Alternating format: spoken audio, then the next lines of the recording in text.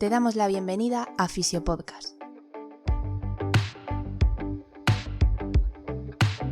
La plataforma de divulgación en fisioterapia donde tenemos la oportunidad de sentarnos a charlar con grandes profesionales del sector.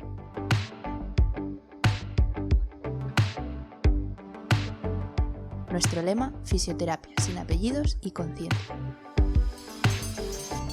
Muy buenas, compañeros y compañeras. Mi nombre es Rubén Hernández y para mí, como siempre, es un auténtico placer estar en un episodio más de la Radio Fisiopodcast. En el episodio de hoy os traigo la segunda y última parte de la entrevista que realicé a David Asso, en la que en líneas generales pues seguimos hablando de la fisioterapia neurológica. En concreto, los puntos que tratamos, empezamos este segundo episodio hablando de qué tienen en común las especialidades en fisioterapia con en concreto la fisioterapia en neurología. Hablamos del papel de la terapia manual en la fisioterapia neurológica y de las pseudociencias que giran en torno a la misma. Tocamos también el tema de la sensibilidad relacionado con la patología neurológica y hablamos de la dosis mínima necesaria para obtener cambios en rehabilitación y por último terminamos hablando del entrenamiento de fuerza en neurología y su aplicación en la espasticidad. A continuación, un mensaje rápido para nuestro patrocinador. Fisiofocus, formación especializada en fisioterapia. Para más información, puedes buscarlos en redes sociales o en su página web, donde encontrarás formación tanto en el formato online como en el formato presencial.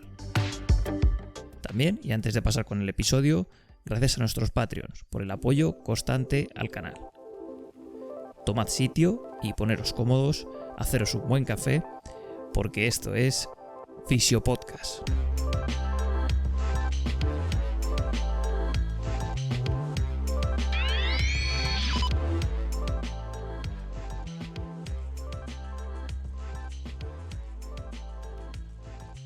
Y según tú, ¿cuáles serían los pilares? Vamos a algo más teórico, digamos. Los pilares base de la fisioterapia neurológica. Has comentado que había muchos en común con otras especialidades. ¿Cuáles serían para ti? Para mí los más comunes y los que debemos tener claro, para mí es el aumento de capacidades básicas en el aspecto, sobre todo físico, ¿no? En el aspecto de decir, bueno, los pacientes tienen que ganar resistencia, los pacientes tienen que ganar fuerza, los pacientes tienen que ganar control motor y los pacientes tienen que ganar pues más coordinación, ¿no? Y a partir de ahí, a partir de esas ganancias de las capacidades, podemos trabajar ya de forma repetitiva todo lo que viene siendo la propia función, pam, pam, pam. Y desde ahí que el propio paciente pues aprenda a realizar ese gesto, aprenda a realizar esa función e incorporarla en su día a día. Incorporarla en su día a día, que es de nuevo clave. ¿En trauma puede pasar? Seguramente os pase. A nivel de intentar incorporarlo en su día a día es una clave y de esa manera el paciente encuentra la tan buscada adhesión al tratamiento, ¿no? Y a través de esa monitorización y registro de esos cambios probablemente acabes motivándolo mucho más que si no lo haces. Claro. Los pacientes saben si están mejorando o no a través de una monitorización. Yo si al paciente le muestro, mira, tienes 3 kilos de fuerza ahora apretando y ahora en mes y medio me la has subido a 8 kilos de fuerza. Fíjate, la comparativa es bastante grande. Mira, ahora puedes llevar una sartén o una olla con esta mano y antes solo podías levantar un palo. Entonces, bueno, se van dando cuenta y eso es clave. Eso es clave. Fenómeno. ¿Alguno más que quieras comentar? Si no, calla ahora y seguimos. Sobre lo común, sí, hombre, también, por supuesto, a nivel estructural, ¿no? A nivel de terapia manual y, por supuesto, todo el tema de asesoramiento al entorno, de cómo pueden o deberían ayudar los cuidadores o las personas pues que son más dependientes, ¿no? de estas cuestiones. A nivel de terapia manual, por ejemplo, pues todo el tema relacionado con dolor, todo el tema relacionado a rangos articulares, todo el tema pues más estructural y toda esa terapia manual, esas movilizaciones que podemos llegar a hacer cambiar por rangos de movimiento o a través de esas movilizaciones, pues relacionado también con todo este tema que te estoy hablando de rangos articulares y ganar más el componente estructural, ¿no? Ese es un punto que también quería tocar, que hasta qué punto, o sea, qué papel puede jugar la terapia manual en un paciente neurológico cuando ya sabemos que modificar la estructura como tal es complicado. Mm. No sé, ¿qué papel juega en ese Pues, sentido? pues puede llegar a ser muy relevante. Mm. Fíjate, por ejemplo, una restricción en flexión de la muñeca, el típico patrón en flexión, ¿vale? Y tiene unos rangos de movilidad de muñeca que solamente llega a posición neutra. Tú a través de razonamiento clínico ves si hay un problema más estructural a nivel local, como podría ser simplemente pues, todo el tejido de la muñeca, pues que al mantener esta posición pues hay retracciones, como es lógico, ¿no? O observas pues, que hay un componente más de movilidad, de deslizamiento a nivel neural de todo lo que viene siendo el propio nervio, ¿vale? A través de ese razonamiento clínico, de esa diferenciación estructural, intervienes más en la parte local o a nivel de movilización neurodinámica.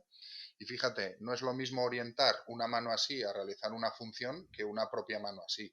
El propio constructo del paciente a la hora de alcanzar un vaso, por ponerte un ejemplo, ya no va a hacer un movimiento tan curvilíneo para alcanzarlo, sino realmente como tienes una orientación en la mano distinta, puede llegar a generar un movimiento de alcance totalmente distinto con esa muñeca que con la otra.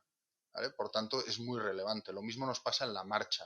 Una flexión dorsal de tobillo limitada, utilizas de nuevo razonamiento clínico y ganas rangos de flexión dorsal y que el paciente los incluya en sus movimientos, en la marcha te va a cambiar totalmente, de hacer una circunducción para evitar el arrastre de la punta del pie a realmente buscar una flexión dorsal del pie. Cambia totalmente, incluso cambian los patrones de marcha. Ujú. ¿Cuál es la clave de nuevo? Que los mantengan. Claro, ¿Cómo? Activamente, participando. Y ahí está el tema. O sea, claro, tú te efectivamente. haces una intervención 10 o, bueno, vamos a decirlo 8 para no ser 10. Haces una intervención notable y dices, wow, hay cambios en la clínica y al día siguiente te vuelve con los mismos esquemas, dices, uff, ¿qué he hecho, no? Tengo que replantearme la vida porque está sirviendo de algo lo que estoy haciendo, si no lo conserva. Entonces, bueno, por mucho que lo hagas bien, si quieres dar un paso más adelante, tienes que activarte en el tema de participativo. Si no, bueno, pues te puedes quedar. Por supuesto, no todos los pacientes están dispuestos a participar. Cuidado, que esa es Ujú. otra. Sí, Esa ese es es un punto otra. importante, yo creo. Esa es otra y hay limitaciones contextuales pues que también hay actuaciones que nos limitan, ¿no? El paciente trauma pues que viene al masaje, oye, y tú le das cantidad de herramientas para que cambie su dolor y en cambio R que R, pues al final hasta dónde lleguemos. Totalmente. No, no, como dice Edu, ¿no? Hay que saber hasta dónde llegar y hasta dónde se puede, saber los límites de... Y hay cosas que no podemos cambiar, nos guste o no, pero es Eso así. es, eso es. Es duro, pero es así. Tampoco Pues fustigarnos, ¿no? A nosotros mismos. exacto.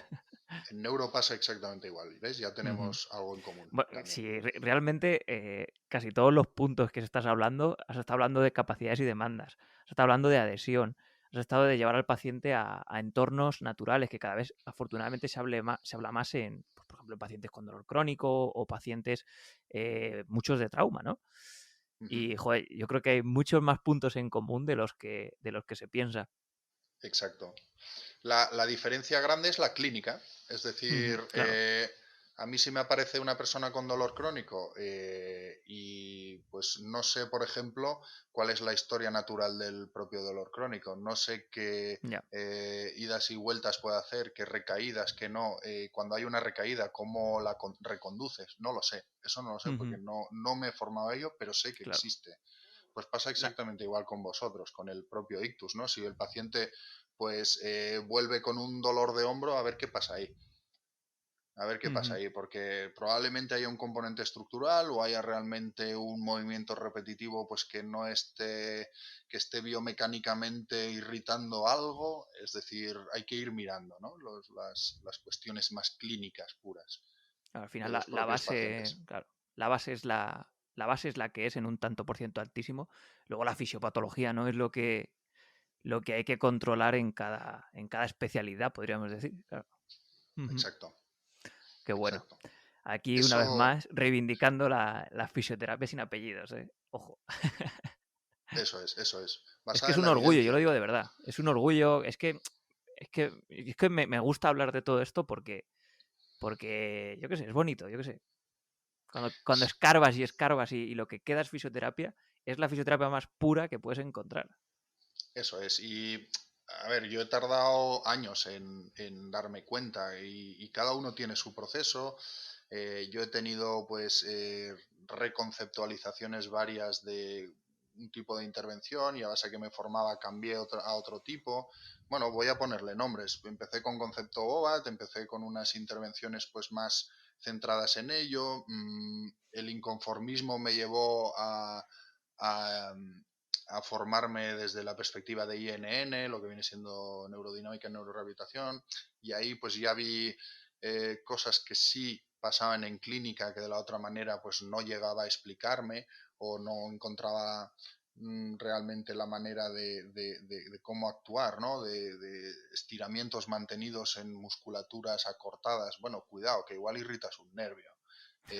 O, ¿sabes? Entonces, un Ujú. poco eso. Luego me llevó al modelo AFOLTER, que es todo el tema de intervenciones más centradas en práctica de AVDs, etcétera, que realmente son muy enriquecedoras para pacientes muy afectados a nivel cognitivo y neurológico. Luego esto me llevó me sigo con el inconformismo de decir, wow, a ver en terapias intensivas qué podemos hacer y me llegó a ello. Entonces, bueno, pues me he ido enriqueciendo y lo que he ido viendo es que a través, cuanto más te formes, más acabas viendo cuál es la base real de todo ello. Y en esa base que estamos ahora aquí compartiendo es clave. Por tanto, hay que formarse muy bien en neurofisiología, en biomecánica, en conceptos de ejercicio terapéutico, etcétera, ¿no? Entonces estamos viendo pues que las cosas básicas realmente son las que más demostradas están y las que hay que llevar a cabo. Por tanto, no nos vayamos por derroteros de invasión de competencias como nutrición, no nos vayamos a cuestiones de nutrición, no nos vayamos a cuestiones pues, más complejas como pues desde energías, desde etcétera, ¿no? Es decir, Sí. bueno, vamos a centrarnos en lo que está probado, en lo que hay resultados y vamos a intentar ser los mejores en eso. Qué bueno, has abierto ahí un melón que creo que también es interesante, que es todo el tema relacionado con la pseudociencia, que gira en torno a la patología neurológica también. Es un punto interesante. Bueno, al final lo que gira a nivel, obviamente, general, pero a lo mejor patologías, entre comillas, crónicas, que no sé si podríamos incluirlas como patologías, todo esto que estamos hablando, Uh -huh. pero bueno, entonces, ¿tú crees que hay mucha pseudociencia en torno a todo este tema? Sí, sí, sí, claro que la hay. O sea, mucha no, pero ahí existe pseudociencia, por supuesto. Y pseudociencia peligrosa. Fíjate, hay métodos, sobre todo métodos de intervención en infantil, que eso me llamó muchísimo la atención, como pues personas realmente desesperadas con críos, o sea, familiares desesperados con críos pues bastante tocados o lo que sea, pues que buscan esa terapia milagrosa para que el crío pues acabe estando bien y no Ujú. existe el milagro. Existe un trabajo específico y que sean participativos. De hecho, alguien muy interesante a seguir es por supuesto la SEFIP, la Sociedad Española de Pediatría, de Fisioterapia Pediátrica, y ahí reivindican de nuevo el papel participativo por el hecho de conservar más cambios y hacer al crío pues que sea partícipe en su entorno, que es al fin y al cabo donde van a haber más cambios y donde se van a conservar. Pero a lo que voy, pseudociencia. Hubo, por ejemplo, Bertín Osborne, que se hizo abanderado de un método de trabajo que era Doman de Lacato, Sí. sobre ya el que escribí hace un montón de tiempo. Y bueno, pues métodos de muy... Era una terapia muy pasiva, donde se buscaban el tipo reflejos primitivos y toda esas teorías de ontogénesis y filogenética de que, bueno, de cuando reptábamos, de cuando nos desarrollamos como mamíferos, etcétera, y lo que buscaban eran como patrones de movimiento pasivos y a partir de ahí pues que surgiera el movimiento, ¿no? Y es más, había una parte muy peligrosa de la terapia donde llevaban al niño, y esto es heavy, que no se ha hablado mucho, pero llevan al niño al límite del ahogo para posteriormente haya una reoxigenación fuerte de lo que viene siendo a nivel cerebral y a partir de ahí pues se genere pues mayor neuroplasticidad y más cambios en el tema de movimiento. Entonces, bueno, pues metían bolsas en la cabeza y incluso llegaban a un nivel pues muy peligroso en pseudoterapia y en pseudociencia, ¿no? Me estás dejando Eh, loco, ¿eh? Sí, sí, totalmente. O sea, y esto no te lo digo y lo comparto con todos vosotros como algo peligroso y como algo Sí, sí, sí, claro. que no hay que hacer y que cuidado, que llevamos a unos límites pues ya perniciosos, ¿no?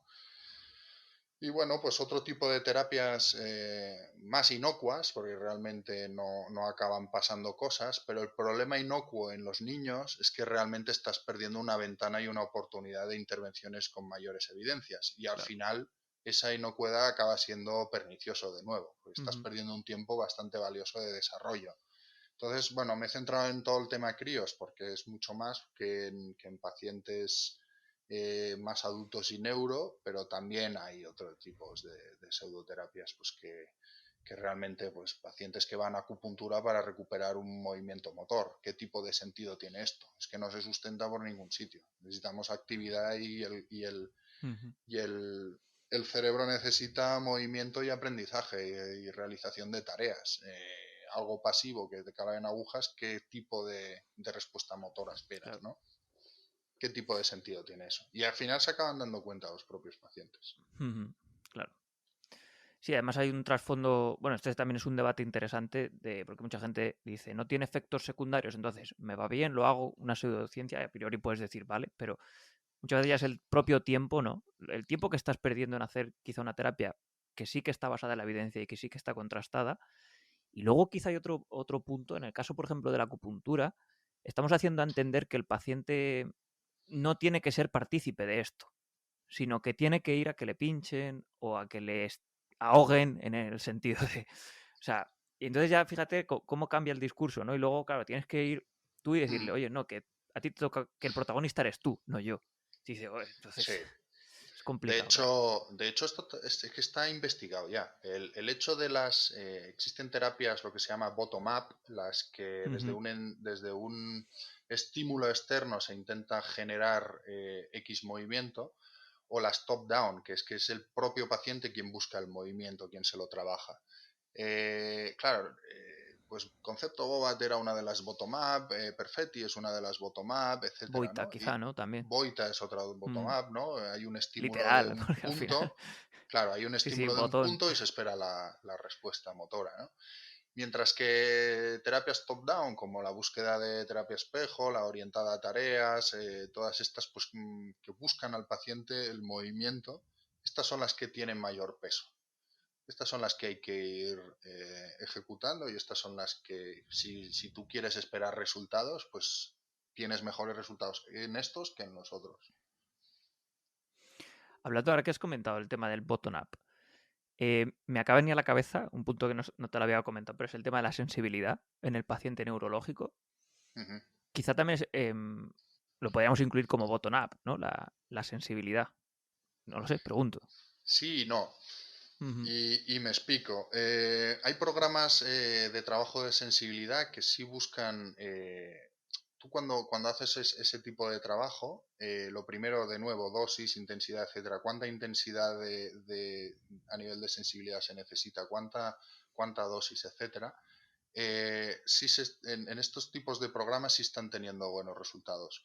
En cambio, en los que simplemente un cepillado, una búsqueda, ¿cómo te diría? Brunstrom, por ejemplo, era una típica intervención de búsqueda a través refleja a nivel sensitivo, pues todo ese trabajo para recuperación motora. Esos bottom-up.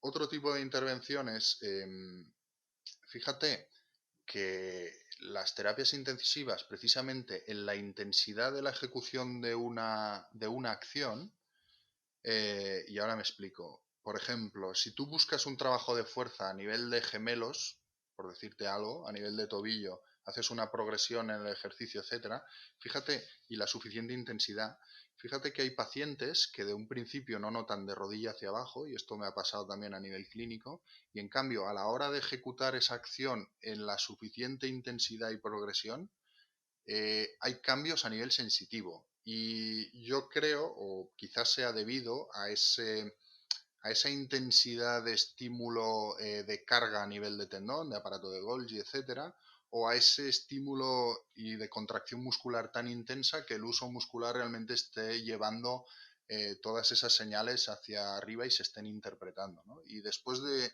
un ejercicio intenso, me llega a decir un paciente, por ejemplo, mira, estoy empezando a notar un poco el tobillo. Y dices tú, wow.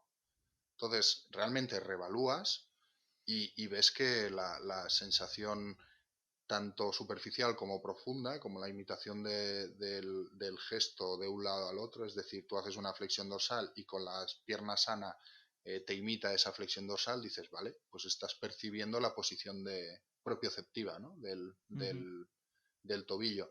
Y insisto, en esa intensidad y en esa ejecución, que haya cambios sensitivos me parece súper interesante. Por tanto, no sé hasta qué punto también estamos perdiendo o no el tiempo en la suficiente dosis de estimular la planta del pie, por decirte algo, a nivel sensitivo. Cuando ya Ujú. con una contracción muscular lo suficientemente intensa, empiezan esos cambios. Claro, al Y final es además estás inseparable. ganando fuerza. Claro, y además estás ganando fuerza, estás ganando propiocepción, pues Ujú. a por ello, ¿no? Qué bueno. ¿Estás disfrutando del podcast? Puedes dejarnos tu me gusta o mejor aún, puedes invitarnos a un café y así apoyar al proyecto. Tan solo pincha en el enlace que tienes en la descripción y así tendremos energía suficiente para defender a capa y espada una fisioterapia sin apellidos y conciencia. No te entretengo más, volvemos con el episodio.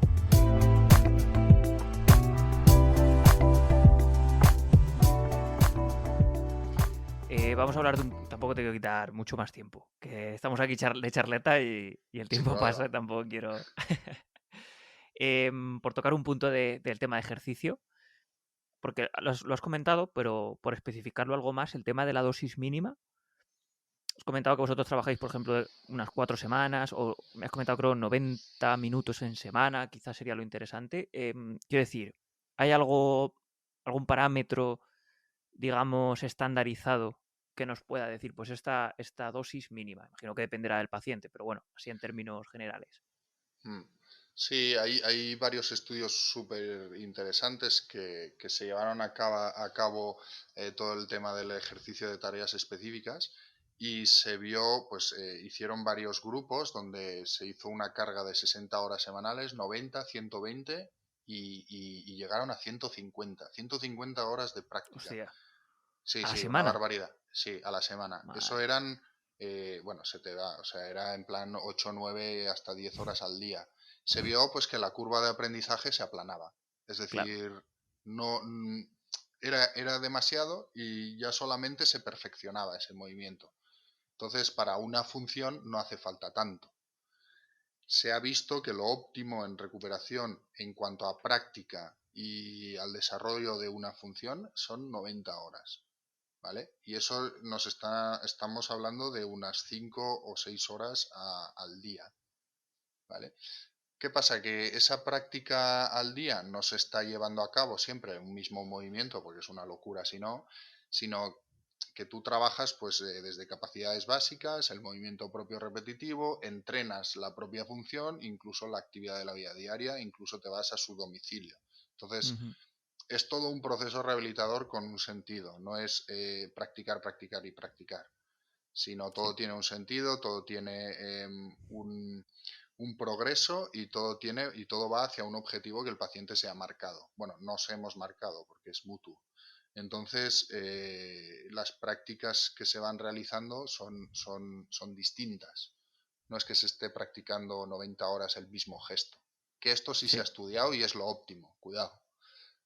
Por tanto, tú tienes que darle las herramientas suficientes para que luego lo practique en casa. Claro, lo ideal es eso, entonces, poder trabajar de manera intensiva, pero además de manera paralela que lo vaya trasladando en su día a día, ¿no? Que lo Esa siga es la clave. repitiendo no de manera literal, sino que lo vaya integrando, quizá. Eso es. Ujú. Eso es. Si ese paciente, por ejemplo, el que te ha hablado de arrodillarse para pedirle matrimonio, sigue siendo relevante para él, pues tú, por ejemplo, en tu vida diaria, cuando te agachas, pues para coger algo del suelo, para incorporarte, por ejemplo, de la propia cama, ¿no? Si se te ha caído algo debajo de la cama, lo coges, subes, te levantas, etcétera, ¿no? Entonces, pues hay que ir buscando actividades que se vaya encontrando y que sean reto para el paciente para irlas repitiendo, ya no solo para pedir matrimonio. Ujú. Esa es una de las claves para ir contextualizando. Qué bueno. Por tanto, Y dime, la dosis no, no, es no. bastante relevante, pero también se llega hasta donde se llega. Estamos con lo de siempre. Si hay factores contextuales que te lo están limitando, pues llegamos hasta donde llegamos. O la propia patología, quiero decir, hay un tope también, ¿no? Ahí vamos a ser Eso es. sinceros. Eso Ujú. es. La propia patología, si es una neurodegenerativa, llegas hasta donde llegas. Claro. Si se ha visto pues que Parkinson, en pacientes con Parkinson podemos mejorar sus características y las mejoran, pero luego en su día a día, al cabo de 1, 2, 3, 4 años, pues se va deteriorando por la historia natural de la enfermedad, ¿no? Ujú. Eso es. Y pues con el ictus pasa igual. Con el ictus es una nueva condición física, pero sí es verdad que hay comorbilidades pues, que hay que tener muy en cuenta, desde tensiones arteriales, desde diabetes o desde cualquier cuestión pues, de hipercolesterolemia, por decirte algo.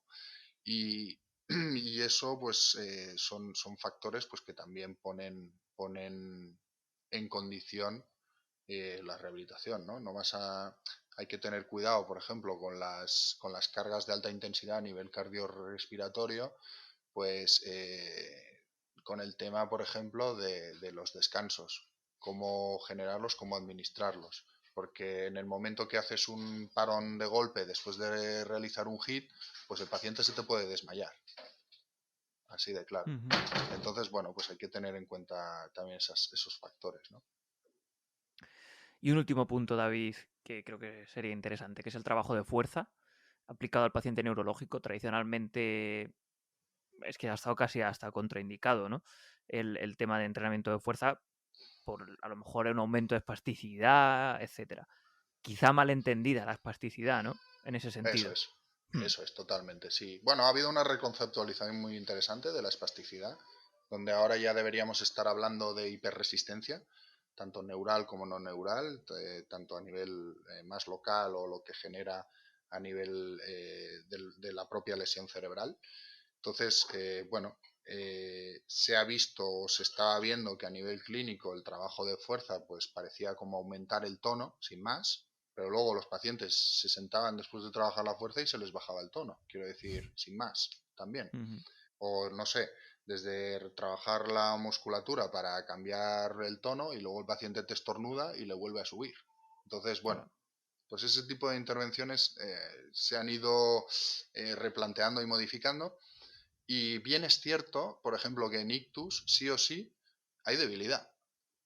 Hay una debilidad y dentro de los propios músculos espásticos hay debilidad. Como es lógico, el paciente no usa ese brazo porque tiene unas limitaciones funcionales, pues hay debilidad, el músculo está débil. El músculo tiene, pues, desde las fibras, pues, se hablaba de unas fibras, pues, mucho más separadas, más elongadas, etcétera, que no favorecían la contracción muscular, etcétera, y vienen con una debilidad per se. En Parkinson se ha visto que por hábitos tipo sedentarios, pues están perdiendo debilidad en las extremidades inferiores. Pues habrá que trabajar la fuerza de extremidades inferiores. En esclerosis múltiple pasa exactamente igual. Todos los componentes ambientales sedentarios, todas esas conductas sedentarias nos están llevando a debilidades. Los pacientes, si voy con traumatismo craneoencefálico, lo mismo, otra debilidad. Después de, con perdón, el ostión a nivel del impacto y estar tantos días en hospital, pues en el hospital han estado quietos. Quiero decir, pierdes la masa muscular sí o sí. Entonces, Ujú. pues parece que ha estado como tema tabú la fuerza, pero más en entorno clínico que en investigativo, porque en investigación ya llevan años viendo que la fuerza pues genera cambios a nivel de las capacidades de movimiento del paciente y por tanto, justamente como están reducidas, pues es interesante trabajarlo. Siempre hay un desfase, ¿no? Entre la propia investigación y luego la práctica. Incluso este mismo tema que hemos hablado del entrenamiento de fuerza, Arturo nos comentaba que en neuropatía ha pasado lo mismo, que cada vez se habla más. Yo que sé, a nivel de geriatría, incluso también. Eso Pero es es, algo que se lleva investigando mucho tiempo, sí, sí. eso es. Y bueno, parece que en la práctica clínica acabamos como resistiéndonos a aplicarlo, ¿no? Y cuando es súper interesante. Si no te acaba de convencer, mídelo.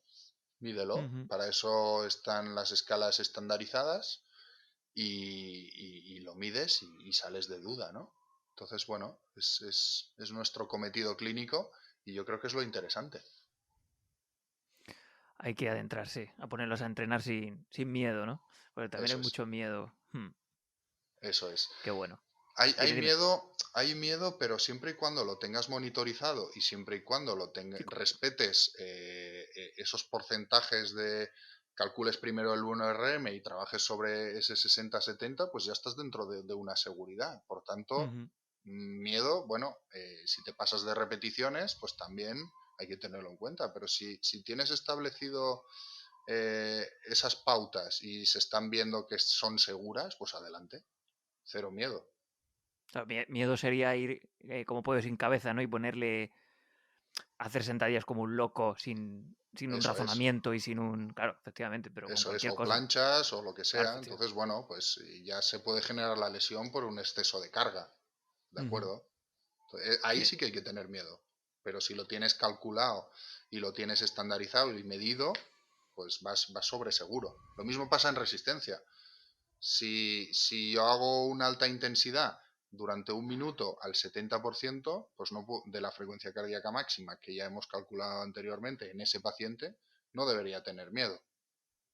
Ujú. Y siempre y cuando haya un calentamiento previo, etcétera, ¿no? O sea, que hacerlo todo con Claro. sentidiño, hacerlo todo con Sí, hacerlo sí, sí, sí, todo sí. medido y estandarizado. Qué bueno. Bueno, David, vamos a ir cortando si quieres. Entonces, siempre me guardo unas pequeñas preguntas off topic para el final, para ¿Vale? conocer un poco más al invitado. Entonces, David, si nos podías recomendar un libro fuera de la fisioterapia, ¿cuál nos Un libro recomendarías? fuera de la fisioterapia, muy buena pregunta. Eh, Echando un ojo ahora, ¿eh? Te estamos viendo. no, no, no, no. Ah, no, pensaba que estabas mirando. No, mira, yo me leí la Peste Negra de Albert Camus y me pareció súper interesante. Precisamente ahora con épocas de pandemia me lo releí un poco para ponerme en contexto cuando la Peste Negra y está súper interesante, súper interesante. Con el conocimiento de antaño, qué medidas se llevaban a cabo y cómo bueno, la reacción de la gente, cómo entraba en pánico, etcétera, y cómo uno acababa desconfiando de si nosotros desconfiamos de uno si no lleva mascarilla, pues a ellos les pasaba lo mismo. Si alguien iba con un tono de piel distinto, pues pum, generaba esa reacción, ¿no? Pues claro, es un poco relacionado con la siempre patología, pero bueno, si me lo das por bueno, te pongo la peste Sí, negra, y sí, si no, sí. vale, Te lo pues damos, te lo damos por tiro bueno. para adelante. Venga, este a lo mejor quizás es más complicado. Una canción que nos recomendarías. Ojo que va la lista que tenemos una lista de Spotify y está Una ahí, canción. están todas las canciones. Va a ir para allá, ¿eh? Pues complicado, ¿eh? Ahí sí que Es es que el depende más del complicado. estilo musical de todo el mundo. Ese es el tuyo. Tienes que decir una que te salga de dentro, que te inspire. A ver, a mí bueno, sí, también me motiva. Eh, más relacionado con el mundo, pues yo he jugado mucho a baloncesto y estoy muy relacionado con el mundillo hip hop, más R&B, etcétera, y sí me voy a algo más tranquilo y tal. Me quedo con Beyoncé, una que se llama Halo. Ujú. Esa me da una especie de paz y tranquilidad que realmente pues me genera bienestar. Que ahora teniendo el niño no tienes. Te genera nostalgia también. Exacto, exacto. Y nostalgia. Vale, pues y ahora son te digo una palabra y tú tienes que contestarme con lo primero que se te venga a la cabeza, o sea, con otra palabra. Ok. Venga, voy. Ciencia, Fisioterapia. neurona, Cerebro. espasticidad, No tratar. valgo de rodilla, ¿Perdón? valgo de rodilla Hostia, Twitter. y paciente. Al servicio. Qué bueno. Pues David, ¿dónde podemos encontrarte? Para cualquier Bueno, consulta pues o en clínica, redes Twitter, sociales.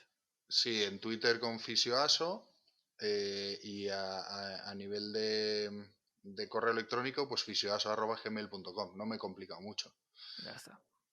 sin más. Y una que estoy haciendo ahora también, y ahora esta es la última, lo prometo.